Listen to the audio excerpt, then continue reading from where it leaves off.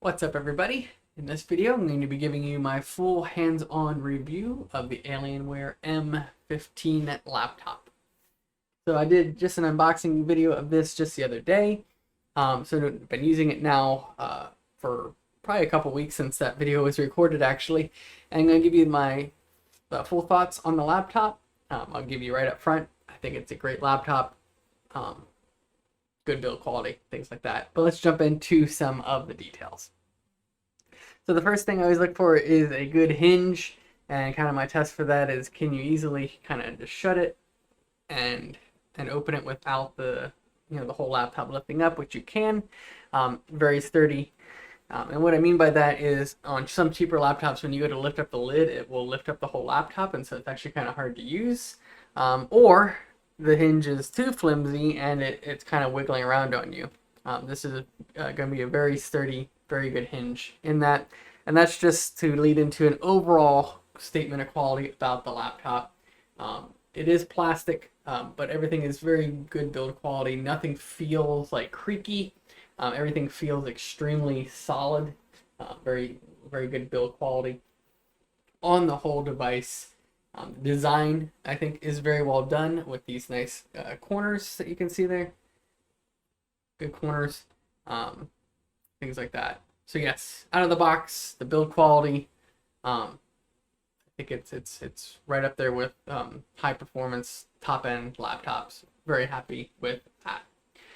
Next is the LEDs. I just have it on the default. You can open up the Alienware Control Center and customize your LEDs and things like that.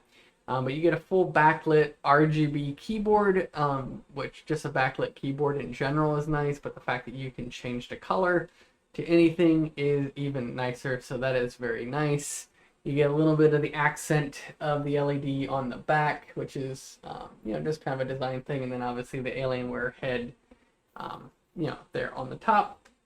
And then the power button lights up, and the power button is actually the color of the battery level. So as the battery level goes down, the LED changes. So which is kind of nice if you're in a game.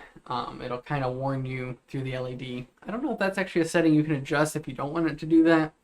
I would imagine maybe you can. But LEDs, nice touch. They don't add anything, but they're clean. They're not too obnoxious. They're nice. The display is just a 1080p HD screen. It does have a little bit of that anti-glare on it. I mean, obviously this is my studio light shining right into it. So it's got that matte finish, which I found works pretty well. It looks very clear, very clean. Even though it's HD, it just is a very crisp looking screen. Obviously you're not going to see that all in the camera quality here. But no complaints there with the screen itself. And the bezel around it is pretty slim. So again, it feels good. It feels high quality. Screen works great. All right, let's jump into the keyboard. I'm very picky about my keyboards. I like mechanical keyboards, and I like my keyboard set up in certain ways. Everything on this keyboard, I guess I should show it to you while I'm talking about it.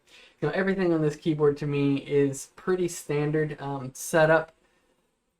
As far as the positioning of everything, you do have your control function, Windows and Alt keys. Again, if you're used to a desktop keyboard, those keys are shifted a little bit more to the right than usual, so the placement of that may feel a little off, again, compared to a desktop.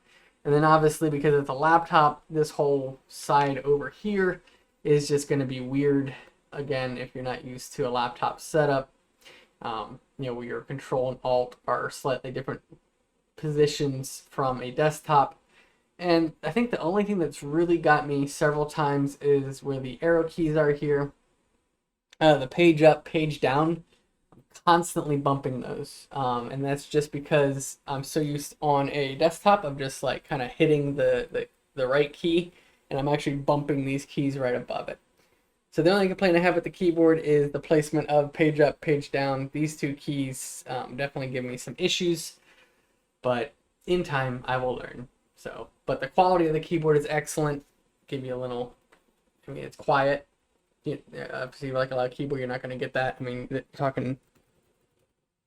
a very quiet keyboard. so you can type away without creating too much of a distraction if that's something that's important to you. Next up is the trackpad. I hate trackpads, okay? So also in my defense, I haven't, bought a lot of high-end laptops. So if you've bought high-end laptops before, this may be very expected with a trackpad, but I actually really like this trackpad. It's big enough. It's not too big, so it's not obnoxious, but it's big enough that it feels like you can just kind of put your hand down and you've got enough room to move the mouse as needed. The click is anywhere, so you can press and click pretty much anywhere on that trackpad. So if you're up here, just press down, drag. I think that's similar to how the MacBooks work too. But you're not limited to just this area down here for clicking, which is super nice because if you're sliding around, you want to be able to just press and click, drag, or just wherever your finger is, you just press. Works really well. And then the touch, you can also just tap it as well. That works anywhere on it. And then right click, which is very important, works on a physical press anywhere in this right hand side. So a tap will not trigger it, but a click anywhere in this bottom right corner will trigger a right click. So pretty intuitive, but trackpad actually works really nice, very clean, very easy to use. I enjoy that. Alright, so next up is the speaker quality on the laptop. You do get 2 stereo speakers. I'm going to play a quick little video clip for you. Nothing to write home about. I'm going to go ahead and put the volume on. It's going to do it on 80% here, just so you get a good feel for it. So in this video here, we're going to be connecting the Fitbit Sense to our smartphone. I'm going to be using Android, so maybe a little bit different if you're on an iPhone. But in either case, we're going to be using the Fitbit app, which is the first. So that's what the audio sounds like. You can compare that to probably my actual voice here, if that helps you at all. It is a little tinny. I guess that's a good word for it. You're not going to get a lot of depth into it, but I do appreciate that it's stereo and that the speakers are right in the front of the device. So one speaker there, one speaker there. So you get that forward facing. They're not drowned out underneath. Would it be better if they were up here? Maybe, possibly, because as you're using it, the sound is kind of coming out here instead of coming out there. So audio is good. I don't think it's unacceptable for the price of the laptop, but certainly something that if you're wanting higher quality audio, maybe there's some better laptops out there for that. But again, playing games, watching videos, it works just fine for me with that. All right, next, let me show you the webcam footage. So let me jump over to record the video on the laptop here. All right, this is me recording with the webcam on the laptop using the built-in speakers, audio. Laptop's just sitting on my lap, same lighting that I've been using on the other computer. So it kind of gives you an idea for the quality of the camera. Nothing to complain about. It's not going to be, studio quality. But for a webcam, I think it's a pretty good quality. So yeah, there you go. Last couple things, performance gaming. Obviously, if you're going to be buying this laptop, you're probably buying it for gaming or maybe video editing, but you're wanting some kind of high performance, some high performance reason that you're wanting this laptop. So I've been playing some games on it, things like that.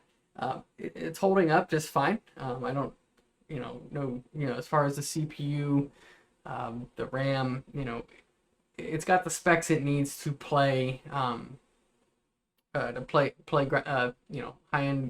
games, to do video editing. It's got the CPU for that.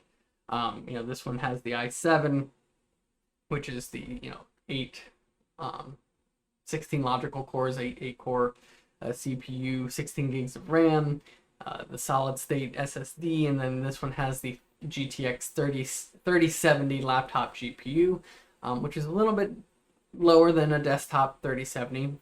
Obviously, they got to fit it into the laptop, but performance-wise, ran very well.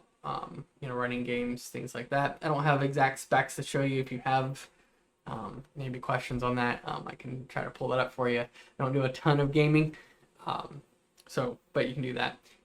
Just because I do some cryptocurrency on the channel too, I will tell you I installed NiceHash on this and did run the NiceHash quick miner on this just to see what would happen, what we could get out of it.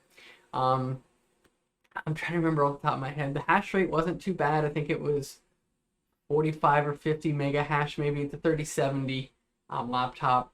I want to say it was in the 40s. And I probably could have let it run. I mean, the cooling, the fans in this thing, which I'll talk about next here. You've got 2 rear fans here in the back, and then you've also got vent fans here on the side. So you've got 4 outputs, and then the whole bottom of this thing is an intake. So pulling in air from the bottom and pushing it out all 4 of those sides. What makes that nice is the lap feel of it. So if you've got this thing on your lap and you're gaming and you've got all that heat, it is bringing in the cool air from underneath the laptop and pushing it out. So the laptop is going to get warm. I mean, you can't dissipate all that heat immediately, but it's not going to get incredibly uncomfortably hot because the vent is coming out the back and the sides. So don't get me wrong, the thing gets toasty. The 3070 in there, and when I was running it with crypto mining, it was getting well into 73, 74 degrees Celsius. It's just not, don't buy this for mining, and I don't want to ruin this thing. I want to actually use this laptop hopefully for several years. So because it doesn't have the cooling all that built into it, it's not worth a couple bucks to get crypto mining for it. Could you do it? It can do it, but NiceHash doesn't officially support laptops, and like I said, the thing is just hot, and I would probably feel like after a couple months the thing would burn out. Laptops are not built for that level. But as far as general use, so like just right now the thing is just running. I'm not running any games, just normal. The bottom of it is warm. It's not uncomfortable. I could leave it on my lap, things like that. If you're playing a game, it's going to get a little toasty. But I think they've done the best they can with venting that out the sides and the back to keep it properly cooled. Cooling, no issues with overheating or anything like that. I guess I should clarify. Warm but not overheating.